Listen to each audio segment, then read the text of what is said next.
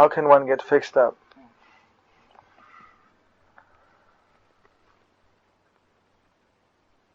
By following the instructions of one's spiritual master.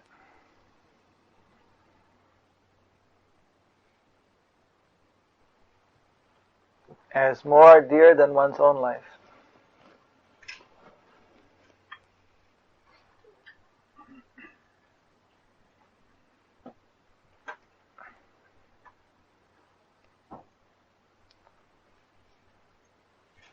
See, if somebody tries to understand what is Krishna consciousness with his own brain, he won't do it. One has to approach and take instruction from those who know. Krishna is the way he is. He spoke Bhagavad Gita. We should study the Bhagavad Gita.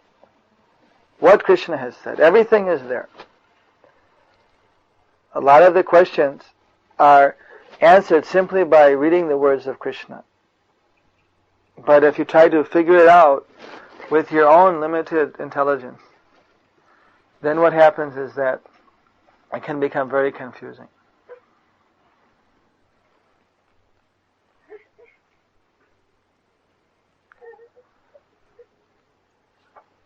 Just like in our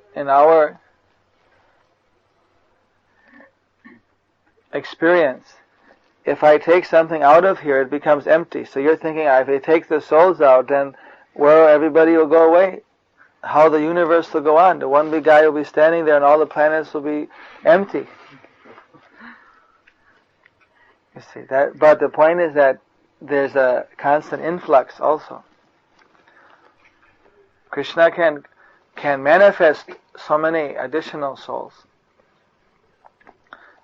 that are in different places. That is possible. So the universe is always filling up.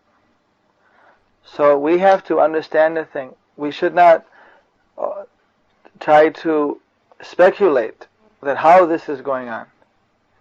We should try to read from the authorized scriptures, hear from the bona fide sources how the thing is going on. Not try to think of it with our own brain, because surely we'll make a mistake. It's very complex, and it does not work in a way which may immediately come to our logic. Just like the Shastra says that bones are impure. Har. You know bone? What's your mother tongue? Hindi. So they call that har, the bone? Haddi. So this bone of any animal, this is considered to be impure. Asuchi. Apavitra. But we are using a bone every day in our puja. We use the shank, the conch. So that is a bone of a sea animal. But Shastra says that this is a pure one. In the same way, the Shastra says that any stools, mal, or mutra, what do you call? Mal, of any animal, this is apavitra, or this is impure. You call asuchi? Apavitra. So if one touches, he has to take a bath. If one were to touch that, he has to take a bath. That's considered to be very bad. Yet, we are using cow dung to purify the house. In the Hindu family, they'll take some cow dung in water and that will purify. Because Shastra says that cow dung is pavitra. Now you can say, how is it here it's saying one thing, here it's saying another? Cow dung is nothing but the stool of a cow. So Shastra is got some general instruction and some specific instruction. The cow dung is an exception. Cow dung is the exception. And even now the scientists, they have tested cow dung, and they find that yes, it has antiseptic qualities. We don't care whether the scientists found it out or didn't find it out. We already know. Scripture says cow dung is pavitra, so we are believing. And now scientists, after it took them 5,000 years to invent the microscope, now they can say, oh yes, this is antiseptic. But we knew by Shastric praman.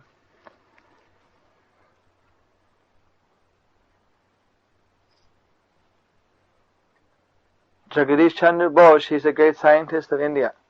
He found that plants have a consciousness.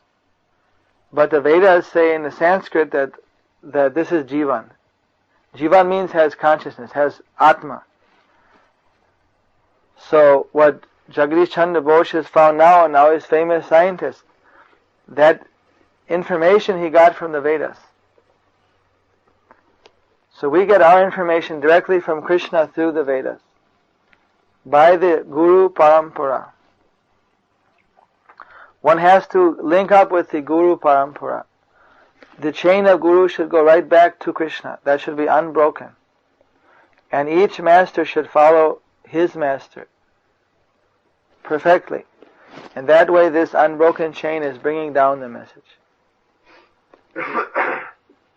To know that who is qualified, one has to see that who is his father, who is his father, who is his guru, who is his guru, who is guru, and then see what is that line. Sometimes you find that person says, he is my guru, he said, he is my guru, he said, who is his guru? Oh, he has no guru. Oh, then you see, this is no sampradaya, this is no parampara. If you have here this light, and here's the wire, and you say, where does the wire go? It's going here, it's going there, it's going there, going here. Why it's not lighting? Then you find out that here it's dangling, loose. It's not connected with the powerhouse. So we have to connect with the powerhouse. Krishna is the powerhouse. If the connection is there, doesn't matter, some wire might be fat, some might be thin, may have different color insulation. But if it's connected with the powerhouse, and we touch it, what will happen? We get the shock. And if it's not connected, there's no light. I can make beautiful mailbox just here, painted up, Swedish post office, and put it outside on the road, and people will go and start putting their letters. I'll put their delivery such and such time. But will those letters go anywhere? Where?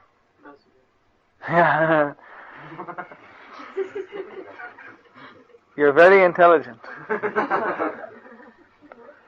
Someone who is intelligent, he can understand spiritual life. So the point is that the post office, if they recognize, even the box may not be so good, maybe a little beat up, paint might be worn out, but if post office recognize this is authorized box, any mail you put, that'll go. And even if you have a very nice box, you might even, just paint it with gold leaf post office. But it's no use, because that's not recognized. So one has to find out who is recognized by Krishna. Other people, they may have the idea that I want a box that's this shape. But whatever shape the post office gives, that shape we put our letter, it'll go. Even if I build here one big building and put post office, that'll just be one big dustbin.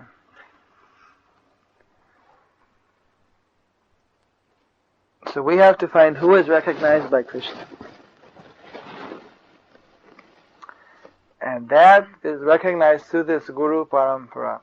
That person, if we serve him, follow his instruction how to serve Krishna, then that message will go to Krishna.